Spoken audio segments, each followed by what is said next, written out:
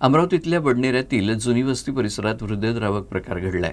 अल्मास कॉलनीजवळील एका ओपन प्लॉटमध्ये एक नवजात अर्भक मृतावस्थेत आढळून आल्यानं संपूर्ण परिसरात खळबळ उडाली असून पोलीस तत्काळ तपासाची चक्र फिरवत आहेत। अमरावतीतल्या बडनेरा परिसरातील जुनी वस्ती इथं अल्मास कॉलनीजवळ असलेल्या एका छोट्या ओपन प्लॉटमध्ये नवजात अर्भक मृतावस्थेत आढळून आलं। प्राथमिक माहितीनुसार ते अर्भक रात्रीपासूनच घटनास्थळी पडून असल्याचा अंदाज व्यक्त केला जातोय। दुपारी 2:30 वाजताच्या सुमारास याबाबतची माहिती बडनेरा पोलीस ठाण्याचे ठाणेदार सुनील चव्हाण यांना मिळाली।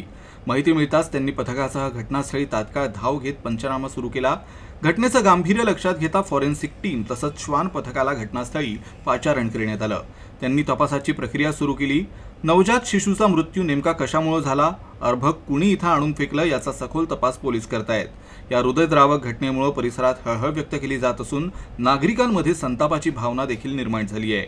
पुढील तपास बडनेरा पोलीस करतायत।